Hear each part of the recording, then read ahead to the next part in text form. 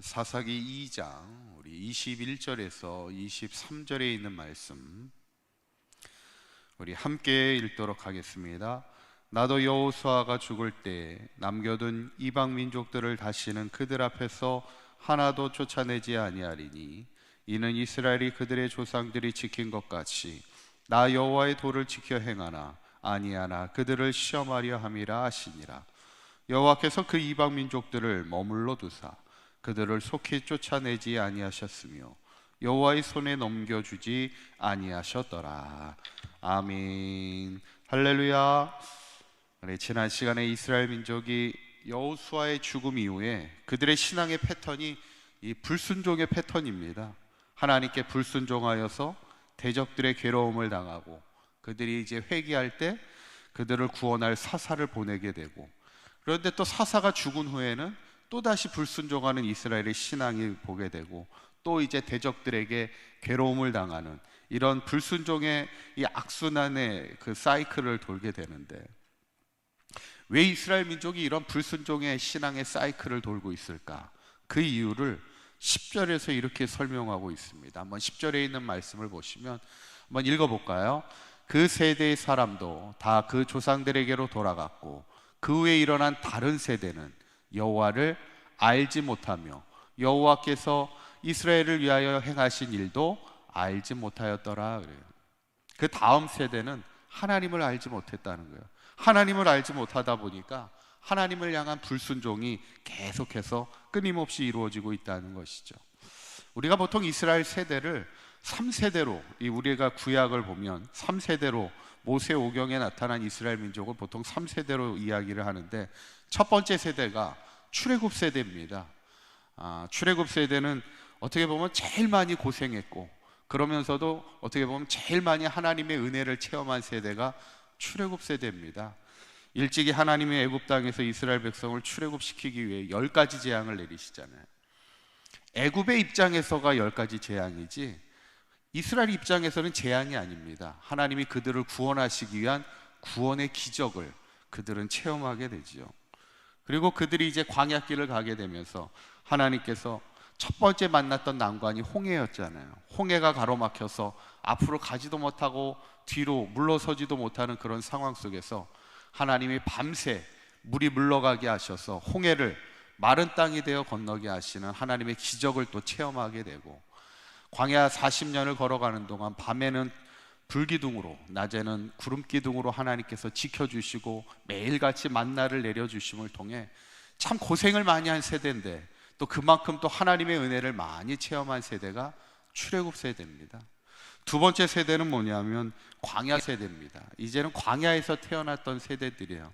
이 세대도 광야의 여정을 겪는 동안 어려움도 많이 겪었지만 또 광야 세대도 하나님의 은혜를 많이 체험하죠. 특별히 광야 세대는 이제 가나안을 정복하러 들어가는 세대입니다. 그러다 보면 요단강을 건널 때도 그 요단강도 역시 마른 땅이 되어 건너가게 하신 하나님의 기적을 체험한 세대였고, 특별히 가나안 땅을 정복할 때도 여리고 성도 그냥 단순히 돌기만 하고 소리만 지른 것뿐인데 하나님이 정복해 하셔서 하나님의 그 젖과 꿀이 흐르는 땅을 얻게 하시는 하나님의 은혜를 체험한 세대가 광야 세대입니다. 그런데 이제 문제는 뭐예요? 세 번째 세대가 뭐냐면 가나안 땅에서 태어난 가나안 세대들입니다. 이 가나안 세대들은 어떻게 보면 애굽 땅에서 종살이를 한 적도 없고 광야의 그 힘든 여정을 겪은 적도 없고 가나안 땅이라는 젖과 꿀이 흐르는 풍족한 땅에서 태어나다 보니까 하나님에 대한 은혜를 체험한 적이 없는 거예요. 그러다 보니까 하나님을 알지 못한다는 것이죠. 어쩌면 이 3세대를 이렇게 가만히 보고 있으면 마치 우리 민족이 어떤 걸어왔던 그 흐름과도 비슷하죠. 어쩌면 우리의 신앙의 선배들이 출애굽 세대와 같은 그런 시대를 겪었으면서 많은 어려움이 있었지만 그들은 누구보다도 하나님의 은혜를 체험하며 한국교회가 지금까지 이렇게 부흥할 수 있었던 것은 어려움 중에도 하나님을 체험하고 하나님을 알았기 때문에 이렇게 부흥하고 있지 않습니까? 이제 문제는 뭐냐면 가나안 세대들이에요. 교회도 이제 커졌고 우리가 물질적으로도 살기가 풍족해지는 이 땅을 살아가고 있지만 점점 하나님을 알지 못하고 하나님을 체험하지 못하는 세대가 되어가고 있다는 것이죠. 예전에 어떤 권사님이 손주를 보면서 이런 얘기를 했어요. 옛날 얘기 막 하면서, 야, 할머니가 어렸을 때는 먹을 것이 없어가지고 막 밥을 못 먹어서 굶을 일이 많았어, 막 이렇게 얘기했더니 손주가 그렇게 얘기하더라는 거예요. 전혀 이해하지 못해서, 아니 왜 굶어, 편의점 가서 사 먹으면 되지, 막 이렇게 얘기했다라는 거예요. 전혀 세대가 이해할 수 없는 거죠. 굶었다는 게 이해가 되지 않고, 먹을 게 이렇게 많은데 왜 굶기를 왜 굶냐고, 편의점 가서 사 먹으면 되는데.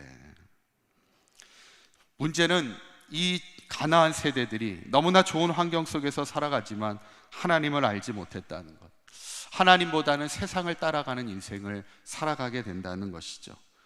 하나님과 동행하는 것보다 그냥 세상을 따라 사는 것이 더 즐거운 시대를 살아가고 있어서 이스라엘 민족도 바알을 섬긴다는 거예요.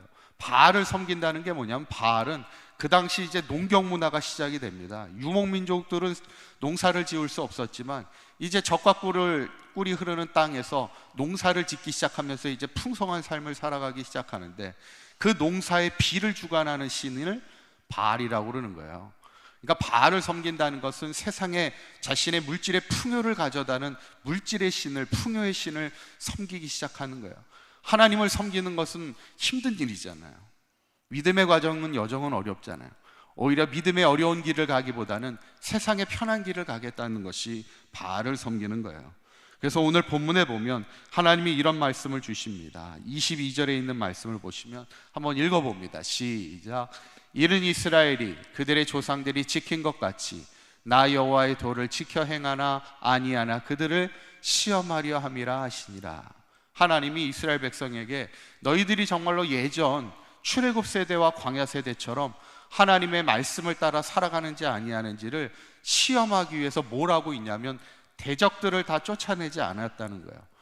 여호수아 시대 때 가나안 땅을 완전히 정복하지 않고 대적들이, 가나안 족속들이 여전히 남아있는데, 그 이유 중에 하나는 하나님이 그들 이방 민족을 머물게 하셨다는 거예요. 왜냐하면 그들이 하나님의 말씀을 지키나 안 지키나 시험을 통해서, 안 지킬 때는 어떻게 하신다는 거예요? 대적들을 통해서 이스라엘 민족을 치게 하시겠다는 거예요.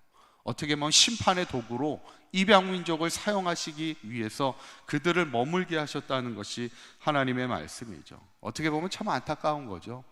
이스라엘 민족이 하나님의 말씀을 잘 지키나 안 지키나 시험하기 위해서 그들을 치기 위한 어떤 시험의 도구로, 또 어떤 책망의 도구로 이방 민족을 세우고 있다는 것. 저는 우리가 이 시간에 기도할 것은 정말 한국 교회를 위해서 많이 기도해야 합니다. 다른 세대를 위해서, 다음 세대를 위해서 우리가 기도해야 돼요. 어저께도 제가 이렇게 뉴스를 보면서 느끼는 것이, 이제 점점 인구 절벽 시대라고 그랬잖아요. 이 절벽 시대라는 게 뭐예요? 다음 세대가 지금 태어나고 있질 않는 거예요. 저희 윗세대는 막 7명, 8명도 낳고, 제가 태어날 때는 그래도 한 3, 4명씩 태어났고, 저희가 이제 출산할 때는 한두 명씩은 태어났는데, 지금은 뭐 결혼 안 하는 아이들, 자녀들도 많이 있고, 결혼을 한다 해도 출산이 이루어지지 않는 거예요. 또 이 코로나로 시작으로 인해서 인구 출산이요, 완전히 지금 바닥을 치고 있는 겁니다. 30년, 50년만 지나면 이제 교회를 지키고 있을 젊은 다음 세대들이 없다는 거예요. 신학교도, 제가 신학교를 갈 때만 해도 막 4대1의 경쟁이 있었습니다. 그래서 지금은 오히려 목회자들이 너무 많은 목회자 과잉 시대가 돌아왔는데, 이제 한 30년, 50년만 지나면 이제 신학교도 미달인 상태가 이미 시작되고 있습니다. 그러니까 목회자들도 줄기 시작하고 성도도 줄기 시작하고, 30년, 50년 뒤에 과연 이 사강교회의 새벽을 지킬 수 있는 사람들이 얼마나 있을까? 이것이 우리의 관심이고 또 걱정입니다. 우리가 많은 투자와 관심과 기도를 해야 되시고, 우리가 표어에도 있지만 정말 다음 세대를 위해서 우리가 말씀으로 세워가는 일에 우리가 더욱더 전념해야 될 것입니다.